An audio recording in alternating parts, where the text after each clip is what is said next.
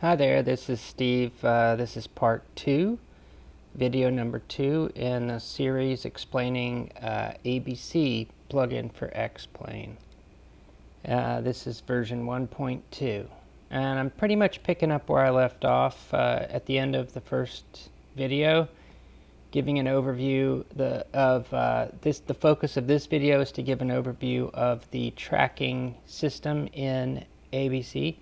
As you can see, we're currently in circle mode around an AI aircraft in X-Plane. And where I left it was I had opened this window and had just started LiveTraffic running as a plugin to generate aircraft. As you can see, it's got about 23 aircraft. And this tab was empty at the end of that video because it was just starting to load. It was kind of a teaser cliffhanger for those of you to watch this video. So, continuing along. The idea here is that we still have our 20 aircraft that I had set up in the first video, or I showed you, from X-Plane, but now we have an additional 25. So right now we have 45 total aircraft that are trackable in X-Plane. And I showed you before that X-Plane doesn't give you even this list, but it lets you track these different aircraft. So I can hit Shift 4 and track this aircraft, no problem. Whatever aircraft it is, I sync it between X-Plane and ABC. So even though I select the aircraft in ABC's tracking window, which I didn't really demonstrate this feature, but you can click to select any aircraft of the 20 up to 20 that are in the AI slots here. All you have to do is hit Shift 4 or any of the View External commands to actually be targeting this aircraft. So I sync them for you automatically. You couldn't actually tell, but we were looking at this aircraft. Here, I'll go back to ABC and just move there we go, because they're in line. And all you have to do is click it, and that's your aircraft. And if you want to go back to X-Plane at that point, you're welcome to. ABC just does the work for you to correctly find the aircraft in the list and take you to it, which is kind of cool because X-Plane doesn't provide that. The closest thing X-Plane has to this is in the map. If you open the map, you see the black planes flying around here. Well, you can't actually view these aircraft. You can just see what it is. So it's this aircraft number 20. See aircraft 20, Cirrus SF-50. There it is. But you can see its altitude and whatnot, but you can't go to it with the camera till now. Now you just click it there and the camera goes there. So obviously at some point I'd like to make an overlay for the map as well to do that for you. Interestingly though, one thing you can do on the map, which I'm going to talk more about in this special features video, is you see how you can actually modify the altitude. You can actually change the heading. You can actually modify these AI aircraft as they're flying.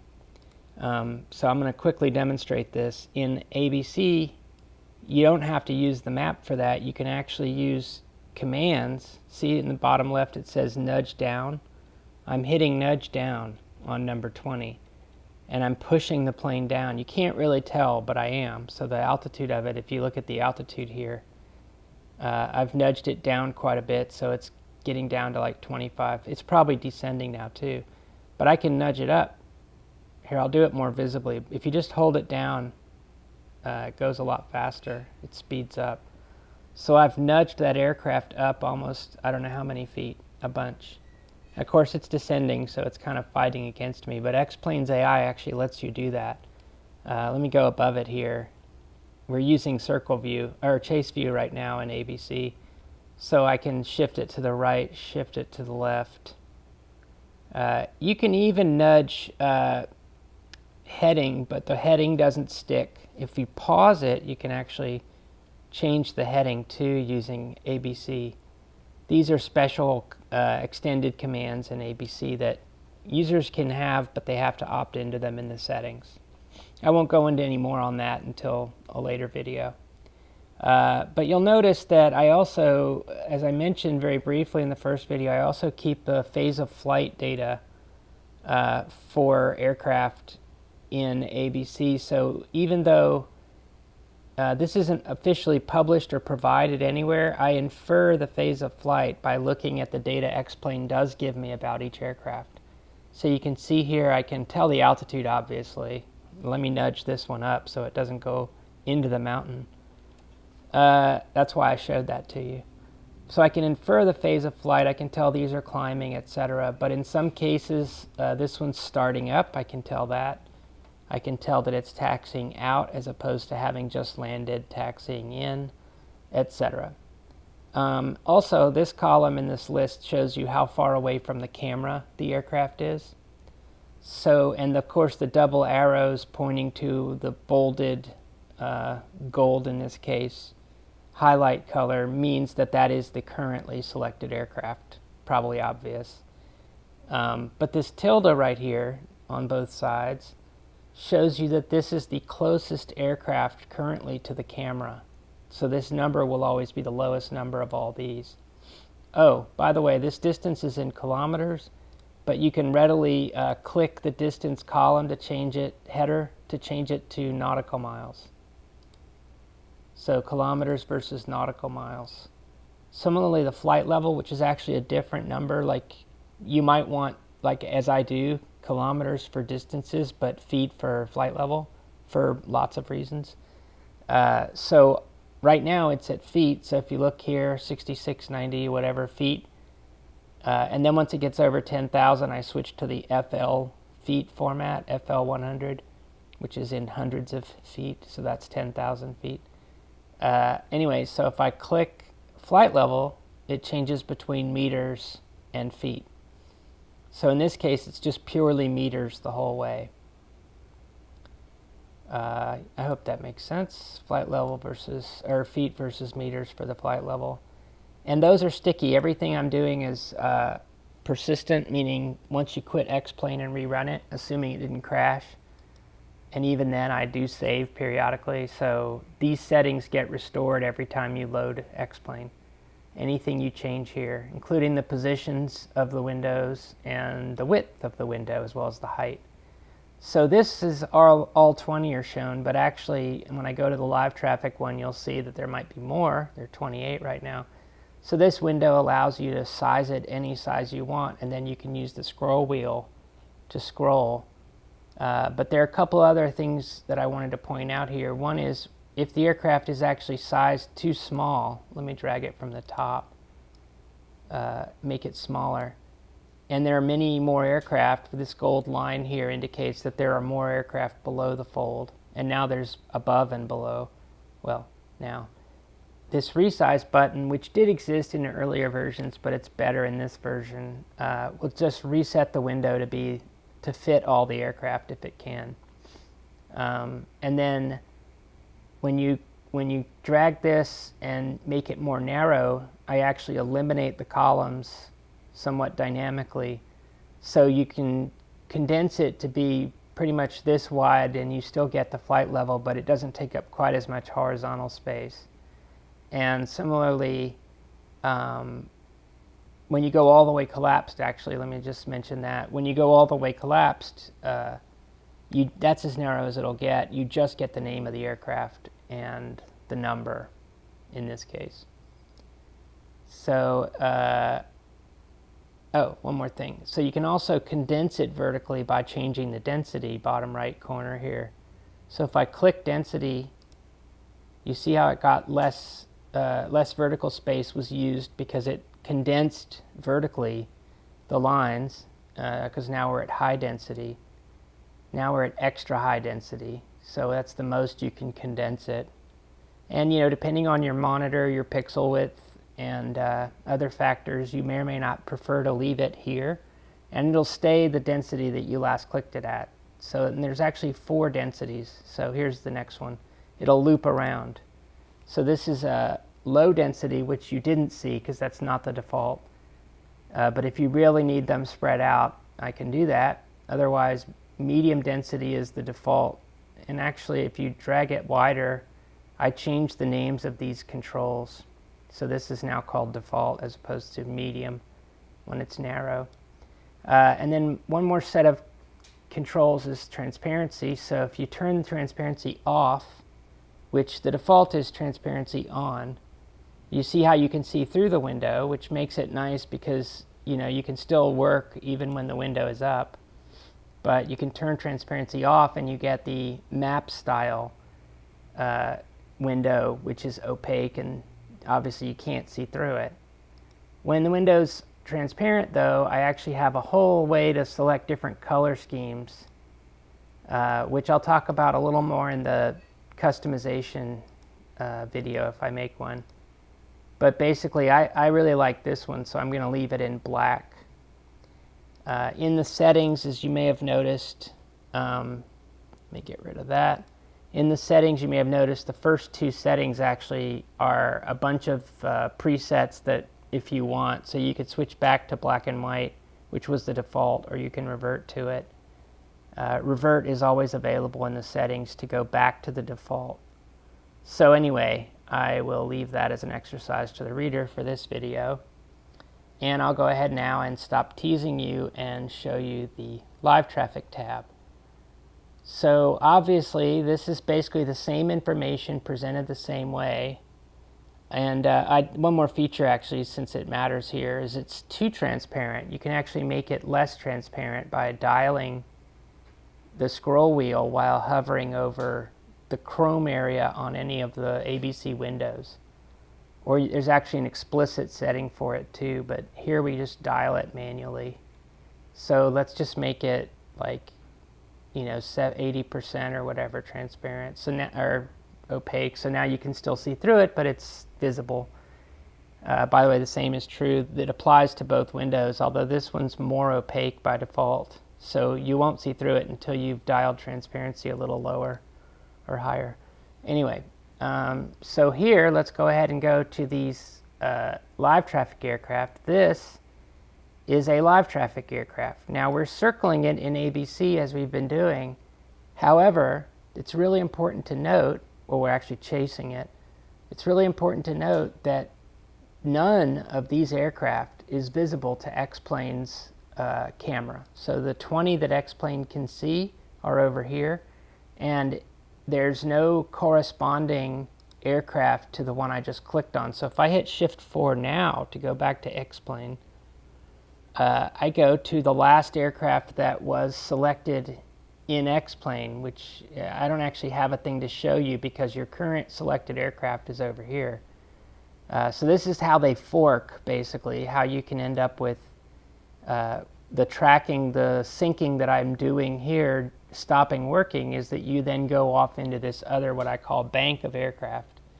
And it's simply because there's no way to sync this to X-Plane. It doesn't exist in X-Plane's mind as far as tracking is concerned. It doesn't show up on the map unless LiveTraffic were to make a map layer, and it doesn't show up in the camera. There's no way to say next to see it. Now I'm obviously telling a little bit of a fib because LiveTraffic does work in the old version of in X-Plane. You can actually see LiveTraffic's targets in X-Plane, but how do you do that? Well, you tell LiveTraffic to use TCAS.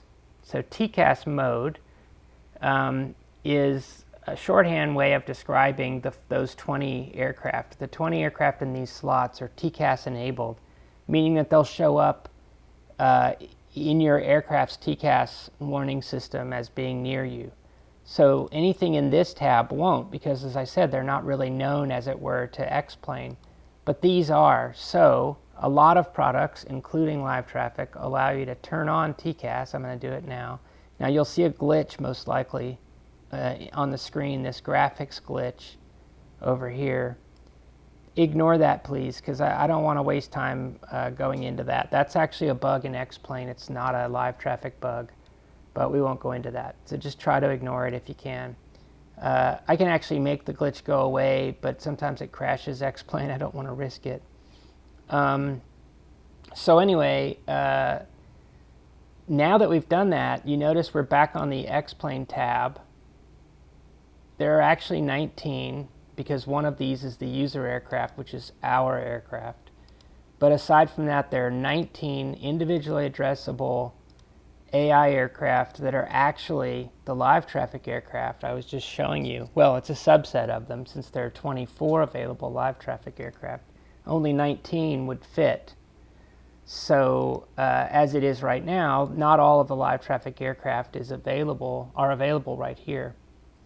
But you see we also get things like landing, rollout, final approach. This data, the phase data, instead of me inferring it, it's actually coming from LiveTraffic. LiveTraffic's inferring it for us and then giving us the data. But I actually compute these in parallel, so if ever I needed to, I could fall back on the ABC version of this, which are almost always the same. There's some subtle differences, but just FYI. So here we are landing, and I can do flyby mode, which I showed in the last demo, or still spot, and just kind of adjust the camera where I want it.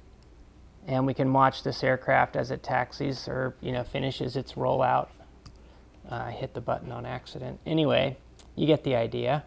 Go back to chase mode or go to circle view and look at the aircraft. So that aircraft will disappear, and you'll see if you watch here, we're in slot 16. So we're actually looking at aircraft 16, which shows right here. This number is the unique LiveTraffic ID for the aircraft, which is the ID in the other window, the other tab. But let me just show you this first. So when this aircraft goes away, in this situation, because there's 19 slots and there are more than 19 aircraft, LiveTraffic is going to put a new aircraft here. But, oh, I see, right, I have an algorithm. So because you've got duplicates turned on, which I have to go into at the end of this video, there are actually two versions of that aircraft, and so since that one went away, slot 16 is now a different aircraft. I actually give you the feature that you can disable, by the way, which is also a new feature in this very latest release, to be able to disable it. But I give you a way to disable this feature, which automatically takes you to the LiveTraffic copy of the aircraft in case it's still around. Sometimes they get preempted out of a slot in the 19, but they're still there as a separate aircraft in LiveTraffic. So I give you the opportunity to track it again and not have to suddenly have your world ripped out from under you. So in this case, the aircraft actually did go away. So I took you to LiveTraffic, saw that it was gone, and I just left the camera where it was as a user benefit so that the user can decide what they want to do next. And I actually have a preference where you can have it automatically switch to the next nearest aircraft, or which I demonstrated last time in Lasso, or take you to the next aircraft ordinally in the current list, which would be this list in this case. So here, let's go to another aircraft. Just click around a little bit. And you notice there's actually some really nice information here. These are actual flights. This isn't simulated traffic. This is, tracking real flights that are real time based on ADS-B data that's aggregated by LiveTraffic and onto this system. So it actually can often tell us, not always, but information about the flight. So this is a Las Vegas flight. This is actually Southwest Airlines. By the way, this is San Jose and Great America. And we're coming in for a landing into San Jose. It says San Francisco, but that's probably, maybe it was rerouted. I don't know why. Sometimes the data isn't exactly right. So you just have to kind of take it with a grain of salt. But it's usually pretty close. The worst data is usually the target city. It often gets the source and target will be the same and stuff like that. I think that's an algorithm that he's using combined with the data feeds are somewhat unreliable because it's just data that he's acquiring for the plugin. Anyway, but so you see that it's working really nicely. And by the way, Lasso still works. So in this case, the nearest aircraft is still the user plane because now we're really close to the airport.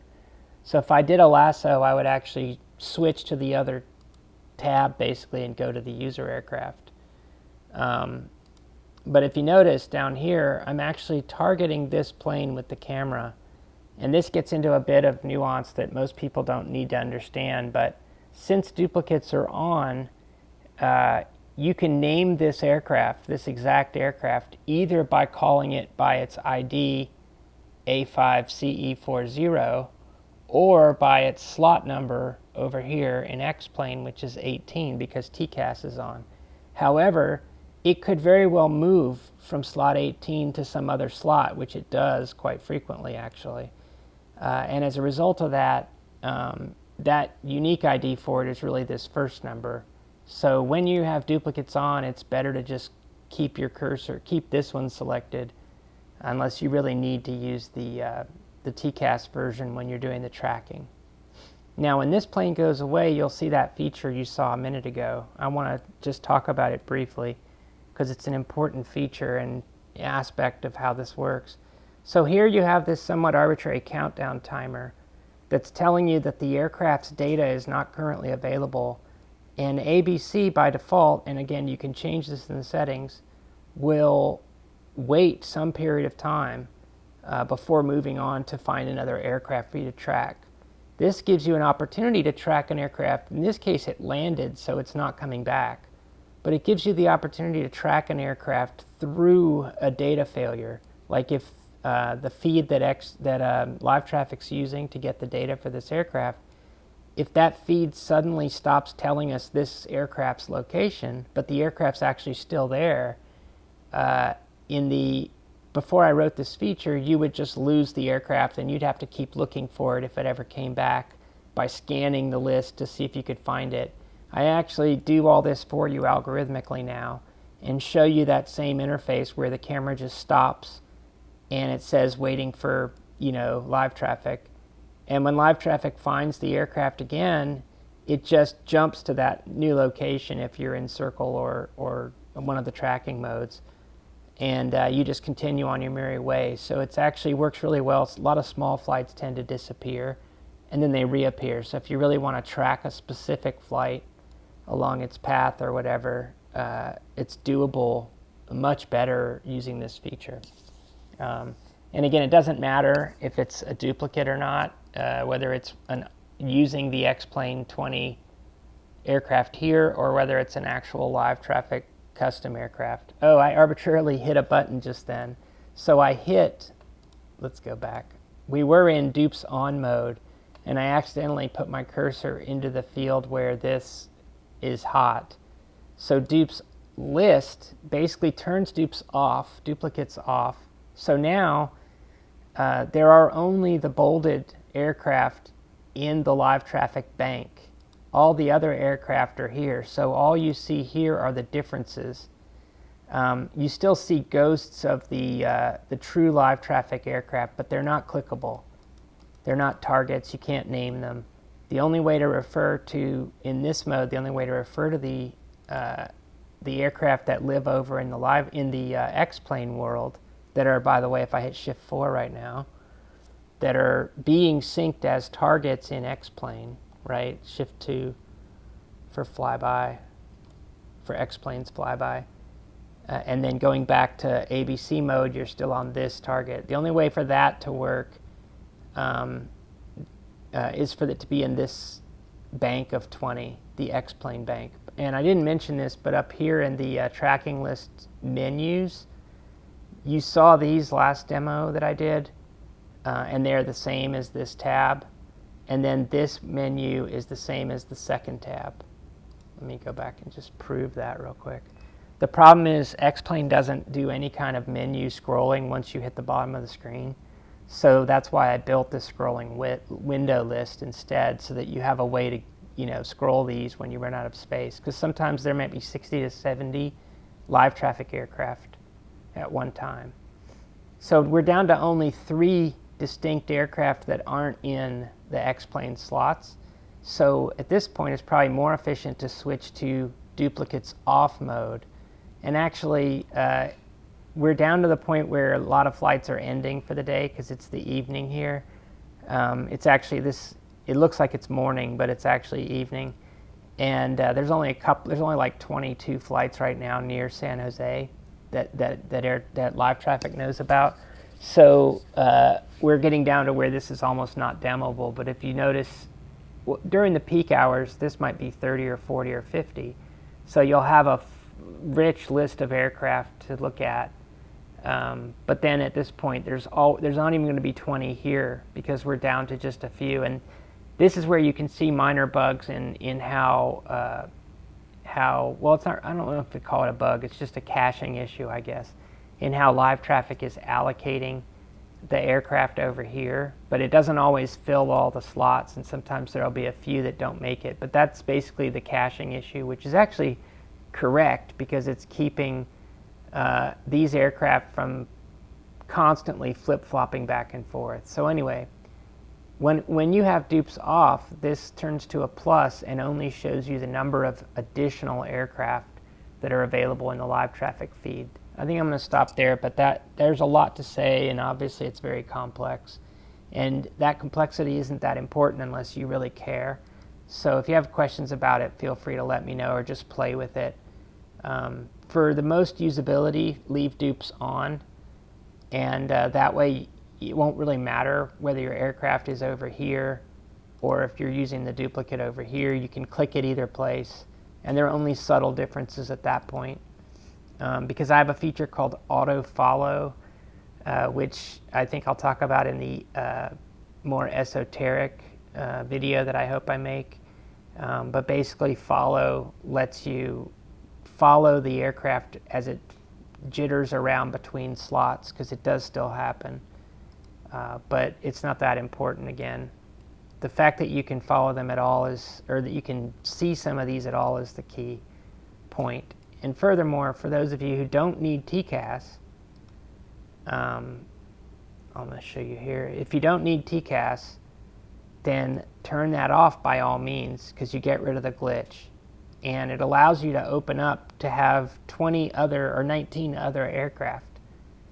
You could maybe, in this case, I have these X-plane aircraft, but you could have, there's another plugin called Traffic Global. You could have Traffic Global and LiveTraffic running at the same time. And even Traffic Global will be integrated with X-plane in the next release in 1.3. So you won't even need to use TCAS for that reason. But if you need it for your own reason, then okay. But you'll have to pick which third-party aircraft provider gets those TCAS slots. Anyway, so I was just going to show you that you see the tilde works here. This aircraft is the closest aircraft to the camera. That's not this aircraft, because this aircraft is way down here. Let me hit resize. So we're looking at this Dallas flight. There's an example of the sort of buggy ID tags here. But if we go up to this tilde, it just changed because we were flying. It changed again. If I hit the key binding that I have for next nearest, now it's the Gulfstream. I'm going to hit it now. We go to that Gulfstream that's way down there. I think that's what it is. And the other flight is still near us. That's why the camera is so far away. I keep the camera. Now there's another closer flight. I keep the camera near the first target so that you can opt to go back to it. So now we're just toggling back and forth between the Dallas flight and the next nearest aircraft. And since there are aircraft moving around, this tilde, which is what represents where you'll go when you hit it, it moves around, and it's just a little visual cue as to what the nearest aircraft is. But the point was that next nearest feature works across banks. It doesn't care which bank the aircraft are in. It just finds the next nearest aircraft, which means lasso works really well, because if you're sitting here and you see an aircraft fly by, you don't have to think, is it a X-plane aircraft or a LiveTraffic aircraft? You can just grab it and you can reset the view and go to it. And actually, one quick omission that I left out of the first video, there's a command. I went through all the basic commands. There's a command I used quite a bit, but I never explained, called reset view in ABC. So reset or restore view. That, depending on which which mode you're in, which view type you're in. So right now we're in circle. That just takes you back to the default view for that mode. So if we're in flyby mode, which is still spot mode, if I hit reset view, it just restarts the flyby at a new location. So see, now that it's past us, I'll do it again. Restart. So basically we just restart the flyby each time. So it's just a generic command that applies to each mode differently depending on the mode. If you're in chase view and you move the camera away and you're no longer looking at the aircraft, I do have the auto aim, re-aim, but I also have reset view, and it takes you there. And the reason it's called reset restore view and there's the word toggle in front of it is because it's actually a toggle between the last view and this view in the same mode. So I hope that's clear. So I use that command quite a bit. That's my go-to command. In fact, if you're out of ABC, so I just turned it off and now I'm randomly wherever I last put the camera in X-plane, now I can just hit reset view and I actually go back into chase view. And there's a feature that you can turn off that disallows that from happening, which is automatically invoking ABC's control mode from random commands. Obviously these modes always take you into ABC, but all the other commands, like that one reset view toggle that I just did, they do automatically take you into ABC control mode. So if you're in a different camera, they'll take you to ABC seamlessly. But if you don't like that, you can turn that off. Anyway, I think that's most of what I wanted to say. Let's make sure here. The basic idea was to explain how to use this window, explain that it's all sticky, it all gets saved. So if you make it narrow, which I like to keep it at this level, you can also find out the current phase just by hovering in this case. So if you look in this line down here, when we hover over it, it says the phase of each aircraft. And then you can switch tabs even when it's narrow. And then you can click on another aircraft to go to it. Or you can use the menu, same exact functionality. And when you click on it in the menu or here, it goes to whatever mode you're in. So if you're in chase view, it goes here. I think that's mostly it. Oh, I was just going to mention that other aircraft providers like LiveTraffic, and I'm sure there are many more that use the X-plane 19 slots. Those almost all will work out of the box with ABC. However, there are some caveats. The type of aircraft doesn't show up for most of them because they don't give me any data at all to determine the type of aircraft. So it'll just be whatever placeholder for that provider. Traffic Global's coming very soon, but it isn't quite supported today in ABC. And I think that's basically it. The syncing only works on the first bank. So the X-plane syncing where you can go hit shift 4 and be in X-plane looking at the same aircraft. That only works in bank 1 here, the X-plane bank. And obviously this goes away the second you disable or if you don't have LiveTraffic. That second bank just goes away for simplicity's sake. All right, I think that's it. So that's targeting, tracking, and LiveTraffic features for ABC. Please watch the rest of the videos when you have time. And thanks again for watching. All right, see you later.